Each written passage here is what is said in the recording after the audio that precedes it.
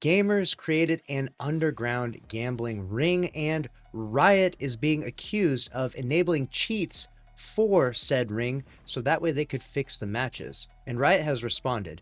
This is a crazy scandal, one that I just couldn't help but talk about. It kind of reminded me of the Destiny 2 Hawkeye scandal. Anyone remember that? The underground ring for, farming trials lighthouse runs? That was too good. This one is obviously a lot crazier. This one actually involves some illegal stuff. So let's jump right into it. Here you have Valorant NA Challengers cheating scandal explained.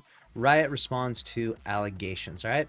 Multiple Valorant community members have stepped forward alleging that Valorant's North American Tier 2 scene is filled with rigged matches and cheaters, going on as far as accusing a Riot employee of enabling players to use in-game cheats without getting caught. Now that's a pretty crazy accusation. Could you imagine if that does pan out to be true? Prominent caster and community member Sean Gares and tournament organizer / team owner Mr. Funhaver, love that name, are the two main sources of this info, with Mr. Funhaver going into a lot more detail across a 2-hour live stream. Don't worry, we'll give you the TLDW. Both men claimed that there's an ongoing investigation into the matter from Riot Games and choose not to name specific teams.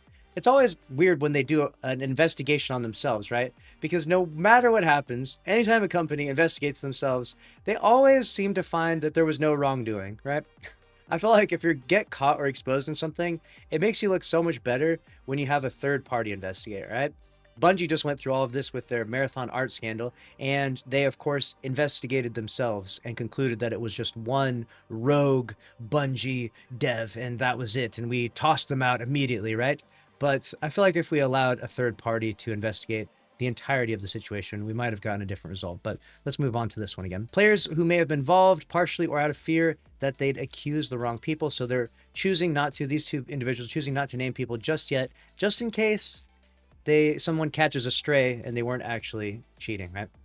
However, there's a lot of information to glean out of what both Sean Gares and Mr. Funhaver had to say, especially since the two of them clash when speaking about the topic. Additionally, Riot has given Dexerto a full in-depth response to the allegations, confirming that there's an ongoing investigation and sharing early findings. Oh, very nice. Let's see what these findings are. NA Valorant Tier 2 accused of being an underground gambling ring. Sean Gare's brief video statement came out after Mr. Funhaver's allegations. Gares claimed that he was investigating the matter for a long time, but felt the need to speak out on it now, largely due to MFH discussing it. So let's see what he has to say in this video here. For those of you that don't know me, my name is Sean Gares. I have been in this industry for, over 20 years now. It started as a player, was broadcast talent, analyst, and caster in both Counter-Strike and Valorant, coached in Valorant, GMing currently in Valorant, content creator in both games, ran my own tournament in Valorant, worked in partnerships at PopDog, which is the parent company to Loaded. What we are discussing today is the state of Tier 2 North American Valorant. It is infected. Match fixing, cheating, underground gambling rings, people making hundreds of thousands of dollars on these games that are rigged. Hundreds of thousands? Did he just say hundreds of thousands of dollars gambling?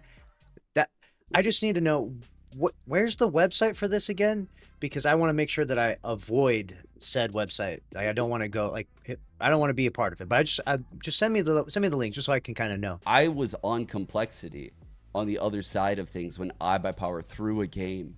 We were making $300 a month before VC money.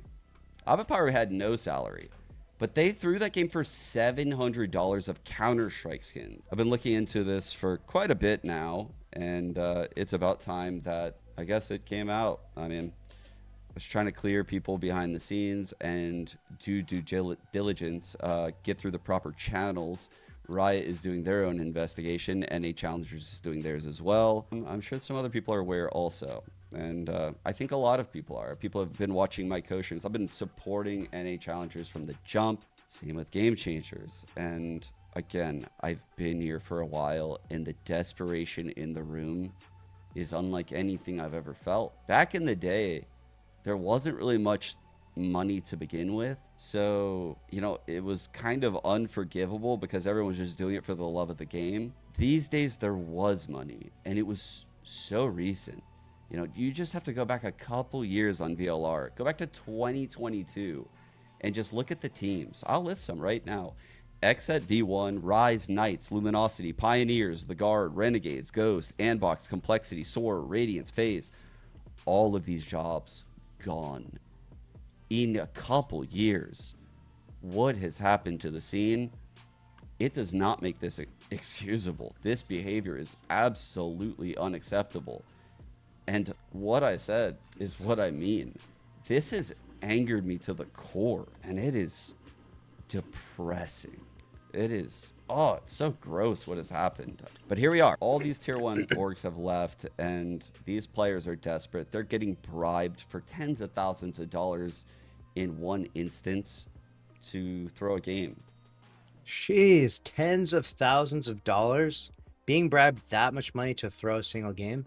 I wonder where exactly could I sign up for this? Just so I know to like avoid that, whatever place that is. Like if anyone could let me know like the exact like location, because I mean, if I was told where I could go to throw a game for tens of thousands of dollars, I definitely would like make sure to stay as far away from that as possible for sure.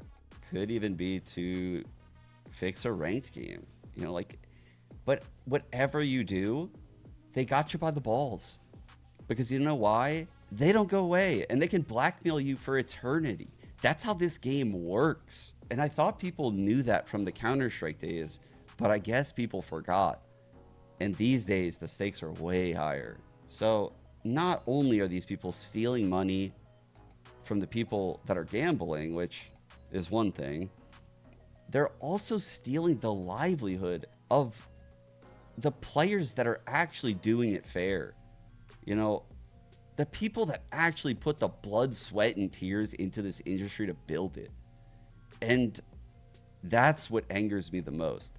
So I'm not ready to talk about what I've found. It would take me hours.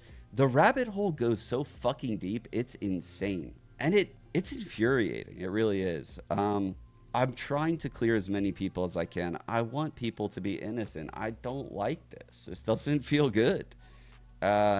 So if you're innocent, what I do recommend is you do this. You screen record everything right now. You document it all. Because what I know about this, you won't have it for long. These motherfuckers are going to be gone, and you will be left holding the bag, and no one will believe you. So, again, document it all. I have evidence of many, but holy shit, dude, this is gross.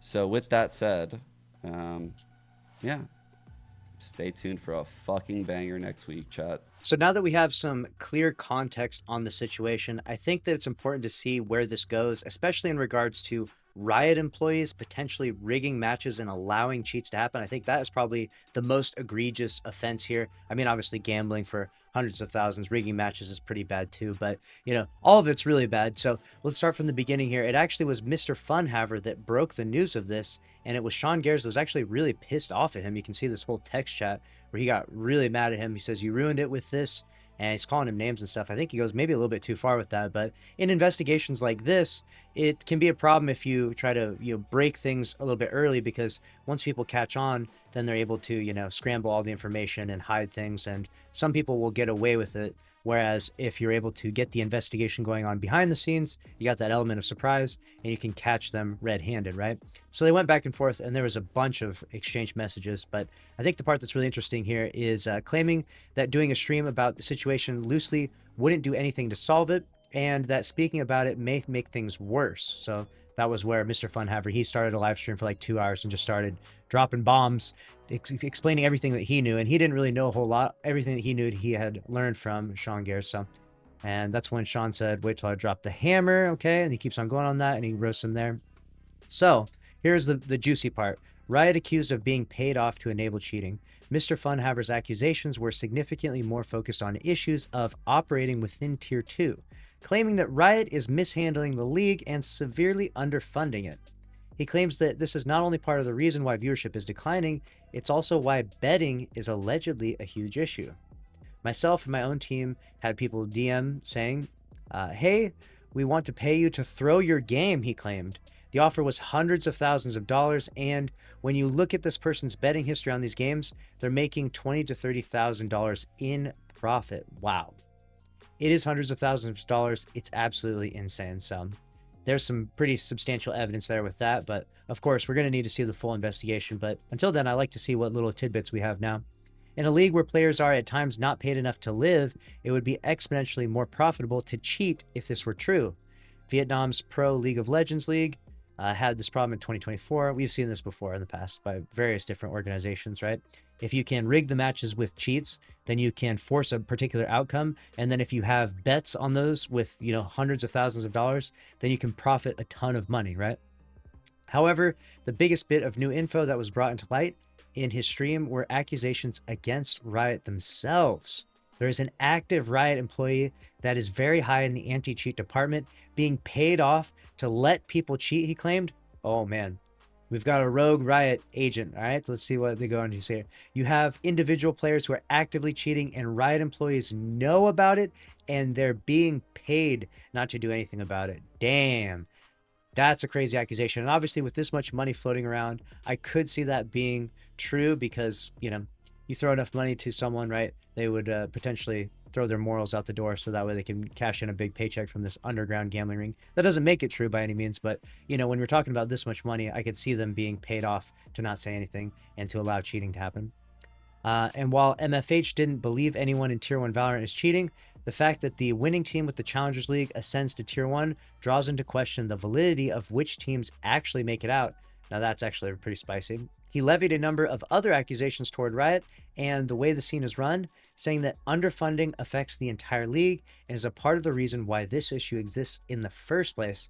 Now, obviously, things have been crumbling, as Sean mentioned in his brief video there. Things have been crumbling ever since like 2022, probably post-COVID. You're seeing an deflating of the industry in general in gaming, and I guess that they're a byproduct of this, the Valorant esports scene. He claimed that some of the side streams for Challengers matches weren't even run by actual people, but were instead just a replay client left on and observed by AI rather than a real person making it unwatchable. Wow. MFH also claimed that Riot barely covers even the prize pool for Tier 2 with almost no other money going to teams or the sustainability of the league. You can't trust Riot. You can't trust the TO. You can't trust anything that's going on with Challengers, so there's no reason to invest in it. Wow. All right, the last bit here. Here we go. Let's see what Riot Games says. Of course, this is just going to be political, right? There's no way they get into any details, but let's see what they say in response to an absolutely massive controversy. A Riot Games spokesperson has given Dexerto a direct and lengthy response to the allegations against them, claiming no wrongdoing from their anti-cheat team. They vehemently denied that anyone internally was working to assist with any possible match fixing. Of course, no wrongdoing was found, as always. Though the internal investigation is still underway, Riot says they've looked into the matter and haven't found anything indicating that a core member of their team was involved in any wrongdoing. Like I said, I literally called it. I didn't even read this article yet, and I knew that's where it was going. Here's the full unedited statement from Riot VP of Comms Joe Hickson. The recent allegations about North America Challengers have been under active investigation since they were raised to us last week. Let us be clear. We take accusations like these extremely seriously, and our competitive operations, anti-cheat, and esports rules and compliance teams have been thoroughly examining the matter. All right. We appreciate everyone who has raised concerns and provided information. Suggestions that a Riot employee deliberately undermined competitive integrity, however, represent an incredibly serious accusation that can unfairly impact individuals personally and professionally. The claims raised to our anti-cheat team are part of this broader investigation, and we have seen nothing so far that indicates complicity or wrongdoing by any member of our anti-cheat team.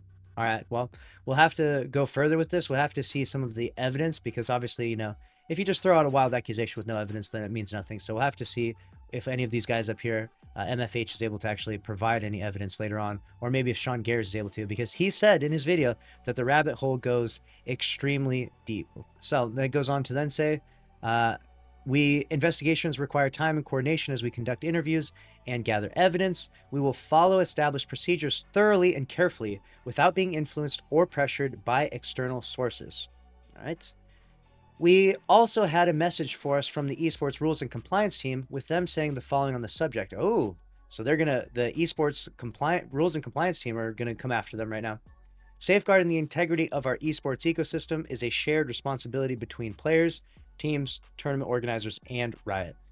If you are approached with information related to potential misconduct, we encourage you to preserve any evidence, report it to your team, league officials, or Riot, and avoid engaging further. So this is why Sean was super upset when MFH went out and broke the story early, right? Because now people might be able to hide some evidence. You know, you kind of want to catch them before with an an underground investigation, right?